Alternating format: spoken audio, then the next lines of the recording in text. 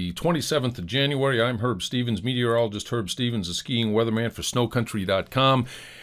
And we've been waiting for this. We've been waiting for this pattern to lock in such a way as to deliver a good bit of snow to the eastern half of the United States. It was doing it in fits and starts for most of this winter, but at long last, the pattern is set up in our favor, and it is time to get out and do some sliding. This report is brought to you by the good folks at UVEX. You need goggles, you need a helmet. That's where you got to go. You got to go get some UVEX gear. The headlines: all systems are go for great skiing and riding in the eastern half of the country. Across the country, aside from the blizzard in the northeast, it is a quiet weather pattern today. And if we take a look at the jet stream map, you can see the upper level low is there right by the elbow of Cape Cod. It is gradually moving off to the northeast. This is the upper level monster that's attached to the surface storm, which is pretty close to the same spot, because what happens in these situations is the upper low starts to take shape. The low comes off the coast. It gets drawn into the upper low. And the reason why, you probably heard about New York City not getting as much snow as they anticipated. Well, it took about 3 or 4 extra hours for this surface low to get captured by the upper low last night. And the net result of that was the surface low slid about 75 miles or so further east than was originally anticipated. And that's why they only got about 8 or 9 inches in New York City, while ice-lipped Long Island, not that far to the east, 15, 20 miles east of the city, they got 20 inches of snow. There was 25 inches at Montauk in the suburbs of Boston.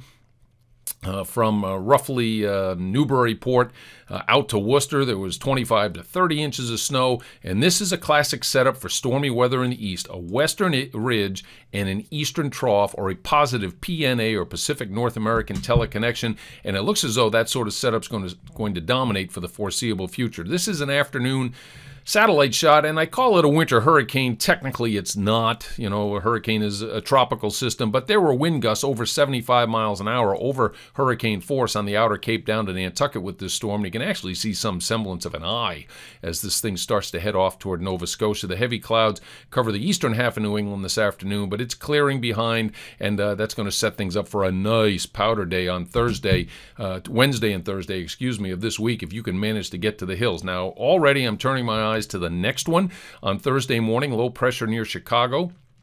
A classic Alberta clipper will be sliding east-southeastward and then turning east. And if we go ahead to Friday, after the storm produces a light to moderate snowfall in the ski areas of the Great Lakes region, the low will be in northern Vermont. It'll start to strengthen as it gets closer to the waters of the Gulf of Maine, and it looks as though anywhere north of the New York Thruway and I-90, this looks like a 3 to 6 inch storm in the White Mountains of New Hampshire and into the mountains of western Maine. Because this storm is going to strengthen as it moves toward the Maritimes, the amounts will be higher, 4 to 8, maybe a few spots will get double-digit snow on Friday just prior to this weekend, and then high pressure moves in for the weekend. Chilly day on Saturday morning in the early lift lines, but the weather's going to be very, very nice. The snow is going to be fantastic. And notice also some backlash snow showers occurring all the way down to the central and southern Appalachians in the wake of this clipper going by.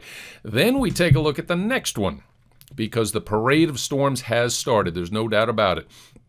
By Sunday morning, low pressure should be somewhere in northern portions of Missouri, and it's going to head across the Ohio Valley. And I will tell you right now that there's a little bit of a question as to what the track is going to be with this system once it makes it into the northeast. It does look like a good snowfall producer for the mountains of West Virginia and the resorts in western Pennsylvania, western New York. And this particular solution has the storm off the coast on Monday morning, perhaps dropping some rain on top of those 30-inch snowpacks that have been established in parts of southeastern New England, excuse me. But elsewhere, it should be a pretty good moderate to occasionally heavy snow event from upstate New York and the Poconos northeastward through most of New England. However, as I said, I still have some concerns that the trough will sharpen up a little too far west and perhaps try and take this storm up through New England. If it does so, I'll probably update with a new video on Friday. But for now, I'm going to go with the fact, or the belief, that high pressure to the north and the cold air that supports and reinforces that high pressure, that's the result of the new snow cover, will keep the track track suppressed so that most of the ski areas of the Northeast up into the resorts of Quebec will experience snow from this system. And speaking of Quebec, my favorite ski area, I got to tell you, is Mount Sutton, just north of the U.S.-Canadian border in Quebec in the eastern townships. They're up to full operation. The glades are in great shape. If you've never been to Mount Sutton, put that on your bucket list. Snowfall over the next 7 days according to the U.S. model. You can see and this is after the blizzard of today.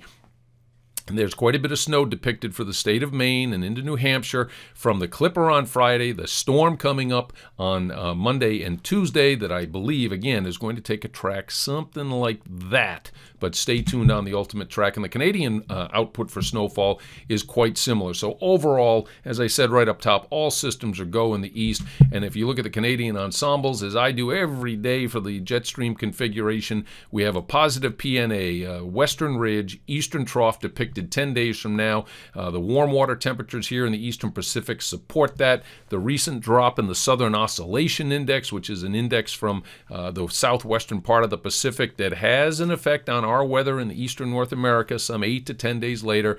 That drop in the SOI also favors the trough position east of the Mississippi. 15 days down the road, it looks as though the Canadian ensembles continue to favor that same setup of Western Ridge, Eastern Trough, and that is good news for skiers and riders from Quebec all the way down to the Smokies. So in summary, the Western Ridge, Eastern Trough is going to be tough to budge over the next few weeks. That is great news. Make your plans now because we have a snowy 2 to 3 weeks coming up overall. Enjoy your sliding, and one last reminder, you need a helmet or goggles, go to uvex-sports.com.